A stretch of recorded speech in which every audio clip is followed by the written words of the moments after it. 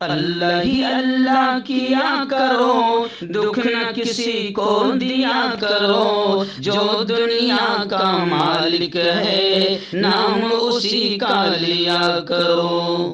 अस्सलामु अलैकुम वरहमतुल्लाहि वबरकातुहू। नाज़रीन, इस्तक़बाल है, स्वागत है आपका viral news live studio Jalgaon Maharashtra India में।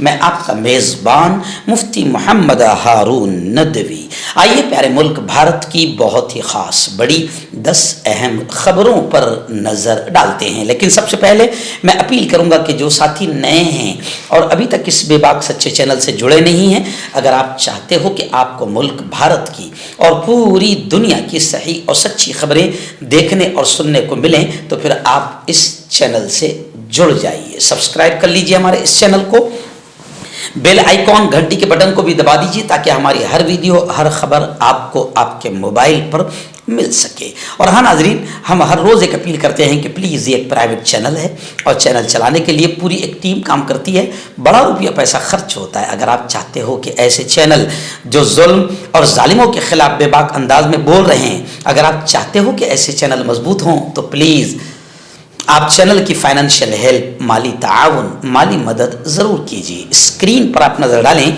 हमारे चैनल का बैंक अकाउंट नंबर भी दिया गया है। और अगर आप ऑनलाइन पैसा भेजकर मदद करना चाहते हैं तो गूगल पे, फ़ोन पे और पेटीएम तीनों का एक ही नंबर है 9637541786। अल्लाह ने जो भी ताकत आपको दी है उस एतबार से हर दिन या हफ्ते या महीने में एक बार ही से ही 200, 500, 1000 जो भी आप चैनल की मदद कर सकते हैं मदद कीजिए, चैनल को मजबूत कीजिए, हमारा साथ दीजिए। आइए नाज़रीन, पहली बड़ी खबर इस वक्त मेरी निगाहों के सामने है कि वज़ीर आज़म, लाडले चहीते वज़ीर आज़म नरेंद्र मोदी को कत्ल करने की साजिश रची जा रही है। मुंबई पुलिस को कॉल आई है, यानी अजीब बात है, अब कत्ल करने वाले भी पहले कॉल कर रहे हैं कि भाई हम कत्ल करने वाले हैं। कॉल करने वाली खातून को हिरासत में ले लिया गया है। पुलिस को इससे पहले भी धमकी आमेज फोन मिले हैं। एक खातून ने बुध की रात मुंबई पुलिस को मरकजी कंट्रोल रूम को फोन किया और कहा कि वह वजीर आजम नरेंद्र मोदी को मारने की तैयारी कर रही है और उसके पास हथियार है। उसके बाद खातून ने फोन बंद कर दिया। इस फोन कॉल के बाद पुलिस कंट्रोल रूम में कोहराम मच गया, तमाम सिस्टम को अलर्ट कर दिया गया। यानी ये खबर है। लेकिन अब जाहिर बात है कि लोग ये कह रहे हैं कि महाराष्ट्र में जो मशीनों के लफड़े के खिलाफ आवाज़ उठी है, मशीनों के घोटाले के खिलाफ आवाज़ उठी है, अब हमारी गोदी मीडिया को कुछ तो बड़ी खबर चाहिए लोगों का जहन मोड़ने के लिए। तो हो सकता है कि ये खबर चलाई जा रही हो, क्योंकि लोग सोशल मीडिया पर ये भी कह रहे हैं कि मारने वाला डायरेक्ट मारेगा, पहले वो अपने पकड़वाने का इंतजाम नहीं करेगा कि मुझे पकड़ लो, मैं मारने वाला हूँ। लेकिन खैर, नरेंद्र मोदी को कत्ल करने की साजिश की जा रही है। हालांकि मेरा यह मानना है कि इतने प्यारे वजीर आजम है जो मुल्क को विकास पर लेकर जा रहा है, मुल्क तरक्की कर रहा है, गरीबी खत्म हो रही है, भुखमरी खत्म हो रही है, बेरोजगारी खत्म हो रही है और बहुत फायदा हो रहा है, तो मेरा ख्याल इतने अच्छे वजीर आजम को कोई कत्ल करने की सोचेगा भी नहीं, ऐसा मुझे लगता है। और वो भी लाडली बहन तो सोचे ही नहीं, क्योंकि जब लाडली बहन को बिल्कुल 5-5, 6-6 हजार रुपए मिल रहे हैं तो लाडली बहन क्यों कत्ल करने की सोचेगी। और यहां पर जो फोन आया है कत्ल करने का नरेंद्र मोदी का के लिए, तो वो भी किसी लाडली बहन का ही है। आइए नाज़रीन, दूसरी बड़ी खबर संभल जामे मस्जिद को लेकर आ रही है। वही जामे मस्जिद जिसको कुछ शैतानों ने माहौल खराब कर कर 5 बेकसूरों की जान ले लिया और उन 5 बेकसूरों की जान और कत्ल और मर्डर का पूरा जिम्मेदार योगी एंड योगी पुलिस, योगी हुकूमत को माना जा रहा है, चाहे पुलिस माने या ना माने। लेकिन खैर चलिए, आइए फिलहाल संभल में सिक्योरिटी के सख्त इंतजाम है और आज जुमा का दिन है। जाहिर बात है कि मुसलमान आज जमा होते हैं, तो अब नमाज जुमा को लेकर जामे मस्जिद से बड़ा ऐलान किया गया है। रफ्ता रफ्ता मामूल पर माहौल हालात आ रहे हैं। जुमेरात को स्कूल और बाजार गुज़िश्ता कल खुल गए, ताहम पुलिस ने एहतियाती तदाबीर के तौर पर 2 दिन के लिए इंटरनेट पर पाबंदी आयद कर रखी है। संभल में तशद्दुद के बाद पहली बार नमाज जुमा के पेश नज़र पुलिस इंतजामिया हाई अलर्ट है। जामे मस्जिद के अतराफ के घरों में ड्रोन्स के जरिए निगरानी की जा रही है। नमाज जुमा से पहले पुलिस इस बात को यकीनी बनाना चाहती है कि छतों पर ईंटों या पत्थरों का ज़ख़ीरा न हो। इसके अलावा मजहबी रहनुमाओं ने भी अपील की है कि लोग जुमा की नमाज घर पर अदा करें। संभल में तशद्दुद के बाद हालात मामूल पर आ रहे हैं। आइए नाज़रीन, दरगाह में या मस्जिद में मंदिर तलाश करना किसी के मफाद में नहीं है। मस्जिदों में कब तक मंदिरों को तलाश किया जाता रहेगा। दीवान नसीरुद्दीन, जो अजमेर दरगाह के दीवान नसीरुद्दीन, उनका बड़ा बयान आया है कि दरगाह में मंदिर तलाश करना ये किसी के मफाद में नहीं है और मुल्क के मफाद में तो है ही नहीं। हाँ, बीजेपी के और आरएसएस के मफाद में हो सकता है। अयूब सर्जन का भी बयान आया है, उन्होंने कहा है कि संभल में एक मुनज़्ज़म प्री प्लान साजिश के तहत तशद्दुद अंजाम दिया गया, हिंसा भड़काई गई, फसाद भड़काया गया और मुसलमानों को निशाना बनाया गया है। राजस्थान के अजमेर में वाक़े आलमी शोहरत याफ्ता सूफ़ी बुजुर्ग हज़रत ख्वाजा मोइनुद्दीन चिश्ती की दरगाह के दीवान सैयद नसीरुद्दीन ने कहा है कि मुल्क में दरगाहों और मस्जिदों में मंदिर तलाश करने का जो नया रुझान शुरू हुआ है वो न मुल्क और न समाज के मफाद में है और न ही आने वाली नस्लों के लिए बेहतर है। नसीरुद्दीन दीवान ने अजमेर में हिंदू मंदिर के दावे से मुताल्लिक केस को अदालत में समाअत के लिए कबूल करने और फरीक़ैन को नोटिस जारी करने की खबरों के बाद मीडिया को अपने रिएक्शन में ये बयान दिया है और उन्होंने कहा है कि दरगाह की तारीख 850 साल पुरानी है, अकायद का मरकज़, तारीख का हिस्सा है। हर दौर के लोग यहाँ आकर मुराद मानते हैं और वो अल्लाह पूरी करता है। वज़ीर आज़म और दीगर अहम सियासतदानों की चादर भी यहाँ पेश होती है। ये सिलसिला उस वक्त से चला आ रहा है जब 1236 ईस्वी में ख्वाजा साहब का इंतकाल हुआ और दरगाह तामीर हुई। अब कुछ लोग हैं जो सस्ती शोहरत मकबूलियत के लिए मस्जिद को मंदिर में तब्दील करने का तरीक़ा अपना रहे हैं। मरकज़ी हुकूमत को अक़ीदे को ठेस पहुँचाना है। उन्होंने कहा कि अजमेर दरगाह तो हर एक के अक़ीदे की मरकज़ है।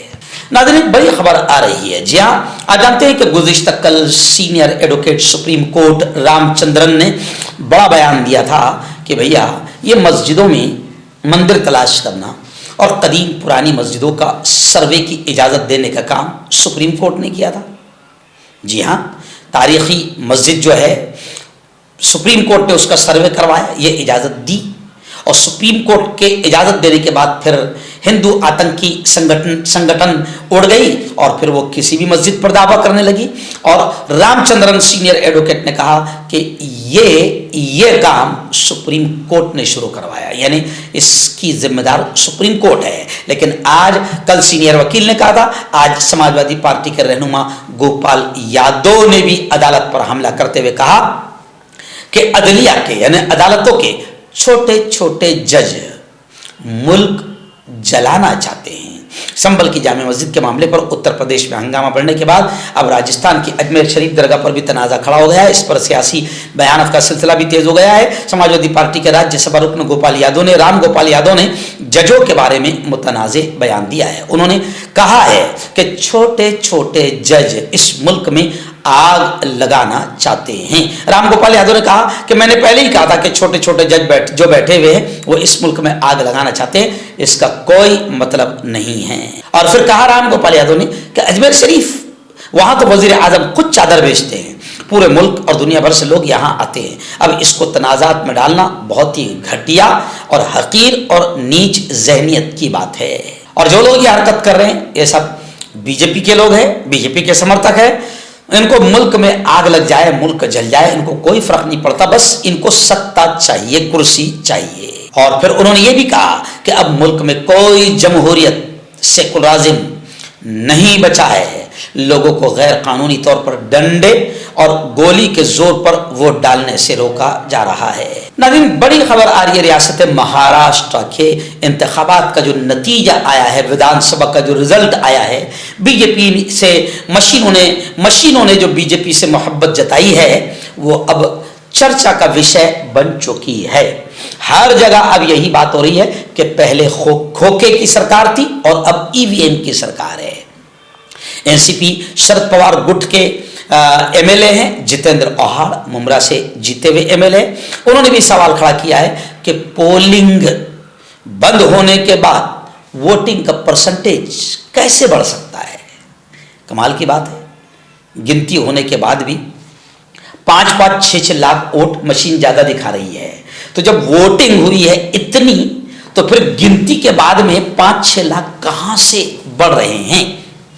यानी पूरी तरीके से मशीनें सवालात के घेरे में है और पूरा इलेक्शन का रिजल्ट बोगस माना जा रहा है। जनता अब मशीनों पर विश्वास करने को तैयार नहीं है। कांग्रेस ने अब मशीनों के खिलाफ मोर्चा खोल दिया है। अपोजिशन पार्टियों का तेवर अब मशीनों के खिलाफ सख्त हो गया है और मल्लिकार्जुन खड़गे ने भी कह दिया है कि हमें बैलेट पेपर पर इलेक्शन चाहिए। मशीनें नरेंद्र मोदी, अमित शाह अपने घर में रखें या गुजरात के गोदाम में रखें। आइए नाज़रीन, बड़ी खबर आ रही है नई दिल्ली से। जी हाँ, आप जानते हैं कि एकनाथ शिंदे, फडणवीस अमित शाह से मुलाकात के लिए गए थे और अब खबर आ रही है कि अमित शाह के साथ महाराष्ट्र के वजीर आला के लिए मीटिंग हो गई कि महाराष्ट्र का वजीर आला कौन होगा।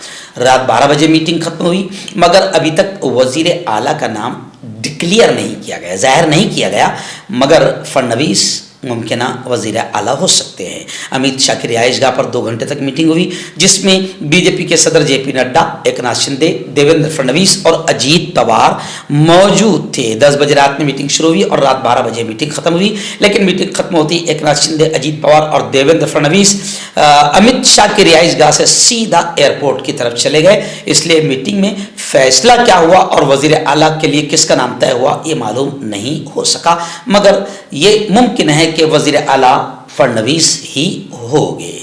आइए नाज़रीन, बड़ी खबर आ रही है महाराष्ट्र से। जी हाँ, मनसे के सुप्रीमो राज ठाकरे जो महायुति के साथ थे, अब उन्होंने भी बाकायदा अपने कार्यकर्ताओं को, अपने पदाधिकारियों को यह कह दिया कि वोटिंग मशीनों के खिलाफ सबूत इकट्ठे किए जाएं, क्योंकि असेंबली इंतखाबात में उनकी तमाम सीटें हारी है। उन्होंने अपनी शिकस्त का जिम्मेदार वोटिंग मशीन यानी ईवीएम को बताया है। बाद उम्मीदवारों ने ये एतराज भी उठाया कि हल्के में बड़े मालियाती लेन देन हुए हैं, लिहाजा एमएनएस के सदर राज ठाकरे ने ओहदेदारों को आदेश दिया कि वो तमाम शिकायत तहरीरी शक्ल में जमा करें और साथ ही वोटिंग मशीनों के खिलाफ सबूत भी जमा करें। एमएनएस ने रियासती असेंबली इंतखाबात में 288 में से 128 सीटों पर उम्मीदवार खड़ा किए थे, लेकिन उनकी एक भी सीट नहीं जीत सकी, यहां तक कि वो अपने बेटे को भी नहीं जिता सके।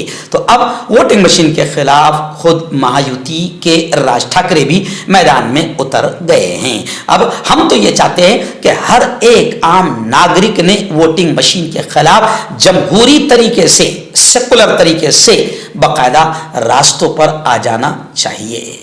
नाज़रीन, बड़ी खबर आ रही है। जी हाँ, उत्तर प्रदेश के संभल हादसे के बाद, संभल मर्डर और कत्ल के बाद, यानी पुलिस एक्शन, क्योंकि इस मर्डर और कत्ल की जिम्मेदार पुलिस ही मानी जा रही है, तो अब संभल पुलिस एक्शन के बाद ख्वाजा अजमेरी रहमतुल्लाहि अलैह के दरगाह में मंदिर के दावे करने को लेकर फेडरेशन ऑफ महाराष्ट्र मुस्लिम्स का बड़ा बयान आया है। हजरत मौलाना हुज़ैफा साहब, मुफ्ती हुज़ैफा साहब, जमीयत उलमा महमूद मदनी, मौलाना उमरान महफूज Rahmani, all India Muslim personal board और जमात इस्लामी के मौलाना इलियास फलाही साहब और तमाम लोगों ने ये बयान दिया है कि ये मुसलमानों को डर और खौफ में मुब्तला करने की एक कोशिश का हिस्सा है, ताकि मुसलमान डर और खौफ में मुब्तला हो जाए। और मस्जिदों और दरगाहों के तहखानों में मंदिरों की तलाश का जो शैतानी सिलसिला शुरू कर दिया गया है, वो मुल्क को खाना जंगी की आग में, फसाद की आग में झोंक देगा। इसलिए जरूरत इस बात की है कि तारीखी मस्जिदें और मकबरे की हैसियत इबादतगाह तहफ़्फ़ुज़ कानून 91 के तहत बरकरार रखी जाए और कानून के किसी कमजोर शिक का बहाना बनाकर मुल्क में फसाद फैलाने की कोशिश न की जाए। वक्फ तरमीमी बिल 2024 जो मोदी जी का और बीजेपी का जो शैतानी बिल लाया जा रहा है, मुसलमानों की इमलाक, उनकी जायदाद, उनकी ज़मीनों पर कब्जा करने की जो नापाक शैतानी हरकत, इस नापाक और शैतानी बिल के ताल्लुक से बाकायदा ज़रिए से की जाने की कोशिश की जा रही है। इस बिल के खिलाफ मुसलमान तो है ही, लेकिन बड़ी खुशी की बात है कि ममता दीदी ने भी बाकायदा इस बिल को, जो मोदी लाना चाहता है, इस बिल को सेकुलर मुखालिफ संविधान मुखालिफ और मुसलमानों के हुकूक को छीनने की कोशिश बताया है। मगरबी बंगाल असेंबली इजलास में मगरबी बंगाल की सीएम मुख्यमंत्री वजीर आला ममता बनर्जी ने तजवीज़ करदा तरामीम पर सख्त तनकीद की और कहा कि यह नापाक बिल सेकुलर मुखालिफ है और मुसलमानों के हुकूक को छीनने की एक नापाक शैतानी कोशिश है जिसे हम कामयाब होने नहीं देंगे। ममता दीदी को एक बार फिर हम सबका प्यार भरा सलाम। नाज़रीन, स्क्रीन पर आप तस्वीर देख रहे हैं प्रियंका गांधी की। जी हाँ, बताया जा रहा है कि गुज़िश्ता कल पार्लियामेंट में प्रियंका का पहला दिन था। जी हाँ, साड़ी पहनकर प्रियंका गांधी पार्लियामेंट पहुंची, दस्तूर, संविधान, आइन की कॉपी के साथ हलफ लिया। राहुल ने कहा मुझे आपकी तस्वीर तो लेने दो। आप जानते हैं कि प्रियंका गांधी केरला के वायनाड से इलेक्शन जीती और गुज़िश्ता कल जुमेरात को पहली बार वो पार्लियामेंट लोकसभा पहुंची। उन्हें रुकले पार्लियामेंट का हलफ दिलाया गया। प्रियंका ने हिंदी में हलफ लिया। इस दौरान राहुल की तरह उन्होंने हाथ में आइन की कॉपी पकड़ी हुई थी। जब प्रियंका पार्लियामेंट पहुंची तो कांग्रेस लीडरों ने बाहर उनका स्वागत किया। घर में दाखिल होने से पहले भाई राहुल ने उसे रोका और कहा रुको रुको रुको, मुझे भी तुम्हारी तस्वीर लेने दो। पार्लियामेंट में प्रियंका ने अपने हाथ में आइन की कॉपी के साथ हिंदी में शपथ लिया। प्रियंका के मेंबर पार्लियामेंट एमपी बनने पर मां सोनिया गांधी ने कहा कि हम सब बहुत खुश हैं और हमें फख्र है। मर्दाना ताकत हासिल करें 72 घंटों के अंदर, वो भी जड़ी बूटियों द्वारा। हकीम याकूब खान से कांटेक्ट करें जो कि 75 सालों से हिकमत कर रहे हैं। इसके अलावा जोड़ों में दर्द, गुर्दों में पथरी, शुगर, खुजली, ल्यूकेरिया का गारंटी से इलाज किया जाता है। अभी कांटेक्ट। तो मैं हकीम जावेद, क्या आपको शुगर है या आपके बदन में दर्द रहता है, जैसे जोड़ों का दर्द, नसों का दर्द, गठिया हुआ है? इसके अलावा अगर आपको बवासीर है, खूनी वाली हो या मस्से वाली हो, और अगर आप अपनी शादीशुदा ज़िंदगी को लेकर खुश नहीं है तो आप हमें कांटेक्ट कर सकते हैं। यहाँ गारंटी के साथ जड़ी बूटी से इलाज किया जाता है। Thank you so much.